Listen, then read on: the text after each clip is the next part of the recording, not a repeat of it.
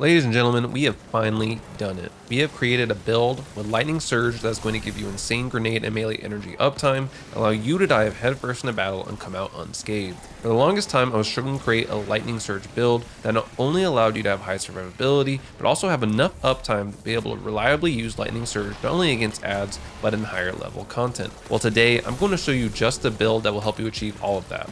I'll cover the aspects, fragments, exotics, weapons, and mods to have you shattering your enemies into a burst of lightning.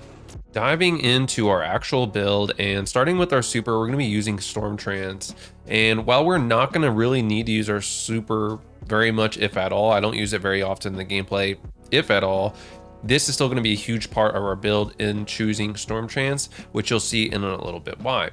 Moving on, we're going to be using Phoenix Dive, and again, kind of like our super, our class ability here is not going to be a big feature of the build. However, Phoenix Dive is a good break in case of emergency way to keep yourself alive if you really need to. We're going to skip right over the jump and we're going to Arcane Needle. This is great to get the unraveling, which again, not a feature of this build. However, it is a feature in the sense of having those 3 grenade or melee charges. That is what is going to allow us to really amp up this build, so to speak. Next, we have Cold Snap Grenade, and again, another huge focus of this build. This is going to allow us to constantly freeze our enemies and shatter them as well as we kill them. And we're going to soon have multiple of these as well when we get to our exotic. Hopefully it doesn't give too much away, but Cold Snap definitely a must here as well. Next, we have Lightning Surge, and this is really going to be what is going to allow us to do a ton of damage and be the #1 way, hopefully, that we're going to be shattering our enemies as we freeze them. This allows us to slide in with a charge melee and then a lightning strike that jolts targets as you rematerialize, so it does a ton of damage and just absolutely eviscerates the battlefield. Again, jolts everyone. And then one of the ways we're going to be making sure we come out of these close combat fights as we dive in with Lightning Surge unscathed is making sure we're using Feed the Void. As we get ability kills, that's going to give us Devour, that's going to give us our health back completely, as well as give us additional grenade energy, which can be nice, and it's going to help with that always up grenade and melee energy we were talking about in the intro. Getting into our fragments now, we are going to be using Facet of Balance. This is going to allow us to rapidly defeat targets, grants melee energy with light attacks, so it's going to give us melee, and then rapidly defeating targets with darkness damage grants grenade energy. So as we're shattering, that's going to give us that grenade energy. As we're getting kills with our Lightning Surge, that's going to give us that melee energy right back, which is going to be super helpful. And as you're going to see in this build, there's lots of things feeding into giving us our melee energy, because in my opinion, that's the hardest part of figuring out this build, was how do I get that melee regen faster? The grenade energy was less of a problem, it was the melee energy. Next, we have defeating or facet command. So freezing or suppressing target, reload your equipped weapons, increase weapon stability, aim assist airborne effectiveness. And defeating frozen or suppressed targets creates a stasis shard or a void breach. And something to know about stasis shards, as it says on the screen, a small shard of stasis matter that can be collected to restore melee energy. So when we kill frozen targets, they're going to leave a stasis shard, and that is also going to help us get that melee energy back. Next, we're using Facet Rune. Increase the size and damage of the burst when you shatter a stasis crystal or frozen target, and increase the effect of solar ignitions. This is great because we're going to be freezing a lot of enemies with our Cold Snap Grenade, and then those shatters are going to do even more damage. Also, shattering also got a nice buff going into this season as well, so that will also factor in terms of the potency. Next, we have Facet of Purpose.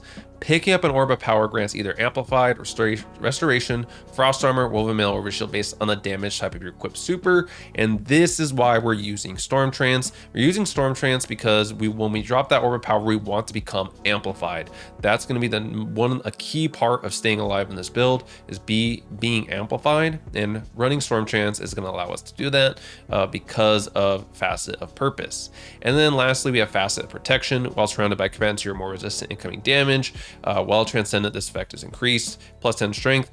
This again, all just ties into that survivability. So we're going to be our health back with Devour. We're going to have nice damage resistance as well. And then with Stormtrance, that's going to make us amplified, which will tie in later to our artifact mod, which will also help with that overall resistance. And so we're going to kind of move on to kind of like tie this all together. We're going to jump to our exotic first. And with our exotic, we're going to be running Osmiomancy gloves. So this is going to give us an additional charge of that cold snap grenade, and the grenade recharges quicker on direct impact, and then the grenade also travels further. So this is what's going to really allow us to get our grenade back really quickly, and as we're freezing tons of enemies, and we're just going to be having our grenade constantly, especially when you tie it in with those other aspects and fragments that we talked about. That's all this is going to kind of funnel together to help us get that grenade energy back. So this is all going to work really well with our overall subclass in terms of defeating targets with darkness damage, grants grenade energy, so that feeds right in. So not only is the exotic itself going to give us grenade energy just by freezing targets, it's also going to tie in nicely with Facet of Balance, which is great. And as we kill and shatter enemies, because shatter does trigger Devour, that will trigger Feed the Void, and that will also give us grenade energy back. So you'll see in the footage, we're going to be getting grenade energy back quite frequently, and just throwing a grenade, literally you're just going to get a ton of energy back, which is really nice and doesn't require a lot of thought to set up this build. Moving on to our weapons, and so talking about our weapons real quick, we have Ager's Scepter here, and I do have the Catalyst as well, which allows you to drain your super energy, overflowing the magazine, empowering the beam, and bonus damage, ability to slow and freeze. This is great because as enemies are freezing and being slowed, if you for whatever reason do not have your melee ability, you can use this to further kill and slow enemies and freeze them. What I mainly use this for though in the footage is those chunkier yellow bar enemies, especially because we're not using our super in this build. What that allows us to do is then we don't have to worry about draining our super. So typically what I'll do is I'll kill a lot of ads, kill a lot of these maybe mid-tier enemies, yellow bars or orange bars, and then I'll pop Prismatic, where I get my freezing singularity. So this is going to do additional freezing as well. I will consume my super with Ager's Scepter and start just going to town to kill that enemy. And so that is what is really helpful here in this build. Now, again, this isn't the entire focus of the build. However, it is a nice addition and ties in nicely with a lot of our other weapons. The other weapons you run here, I mean, you can run a nice a machine gun or heavy of your choice in case for whatever reason you're struggling against some of those yellow bars, which at times I did need to use my heavy. Overall though, this is the least important. I would use Ager's Scepter or some kind of stasis weapon as well. And this is where, if you have this weapon, you could also use Conditional Finality. Conditional Finality is also really good with this build overall. However, I feel like Conditional Finality, even with Pantheon just being accessible, is still kind of hard for a lot of people to get. So that's why I put Ager's Scepter instead, but you can go either one of these and you're going to be in really good shape.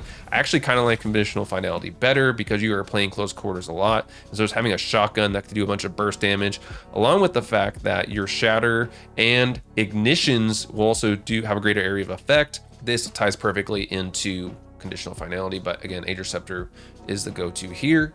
Talking about our artifact, and the main things I want to highlight are Creeping Chill. So Stasis Weapon Final Blows against slowed or frozen targets release a burst that slows. This was what makes Ager's Scepter really good for this build, because those slows slow down enemies, allow you to freeze more enemies, shatter more enemies, and all that is going to help to get those shards, which help us get our melee energy back, and so on and so forth.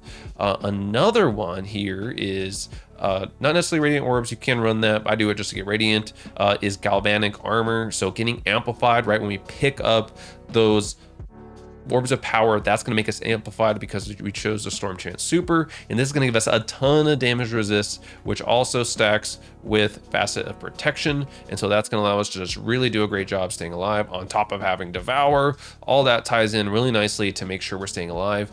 The thing that's crazy is this build isn't even in its final form, in my opinion, because once I unlock Shield Crush, I'm going to redo this build. I'm going to do it one more time once I have some of these last column perks unlocked for the artifacts, because with Shield Crush, this build, in my opinion, could be even better. Your melee recharges faster and deals increased damage, or will amplified. Your grenade recharges faster and deals increased damage. So Shield Crush, I think, fits perfectly in this build. I'm really sad that I don't have it yet, but you can bet once I do, I'm making an updated version of this build with Shield Crush. For our mods, and these are also a really important aspect of this build as well.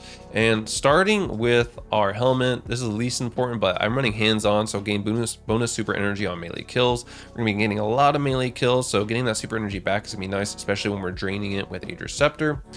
Moving on to our gloves. Of course, we talked about Ozymancy gloves, but most importantly, you want to use triple heavy-handed. This is going to allow you to get power melee final blows, create orbs of power. This is going to allow you to get orbs of power very, very quickly since we're stacking all 3 of these. And so every time we get those melee kills, that's going to drop an orb of power, which is going to allow us to become amplified and activate galvanic armor. And then for the chest piece, you're just going to run your damage resistant mods here. Nothing too special to write home about. And then for our legs, I'm running Invigoration, reduces melee cooldown each time you pick up an Orb of Power. Better already to get that health regen, just in case Devour, for whatever reason, isn't proccing. And then reduces melee cooldown each time you pick up an Orb of Power via Invigoration. So all this ties in. There's so much tying in via our Stasis Shards, via these mods, via different aspects and fragments, to all make sure our melee cooldown is as low as possible.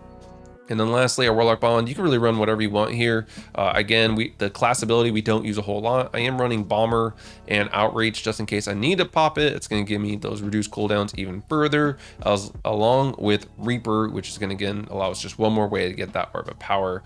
Overall, to get the most out of this build, you're really going to want to lead with your Cold Snap first, allow 1 or 2 enemies to get frozen, and then fly in with your Lightning Surge. And don't underestimate how often you can throw your grenade in this build. You really can throw it quite a lot. You're going to be getting that energy back very, very quickly. Again, if you pay attention to the footage, it just comes back so rapidly. Even against one yellow bar or just one enemy, you get the grenade back pretty quickly, but especially when there's a group of adds as you head into these bosses, it's going to get you that energy back very, very fast. So don't feel like you can't use your grenade. Lead with that grenade, fly in with your Lightning Surge, and try to continuously get those shatters and making sure you're grabbing those orbs of power as well to stay amplified, get those reduced cooldowns, and have in that insane damage resistance, along with Devour, all proccing at the same time. And so that's gonna what makes this build incredibly fun, and it's this really fun electric shatter build that allows you to stay alive even in high tier content, which the content you're seeing about -20 light below the activity. And so any build that can pass this test, in my opinion, is a good one.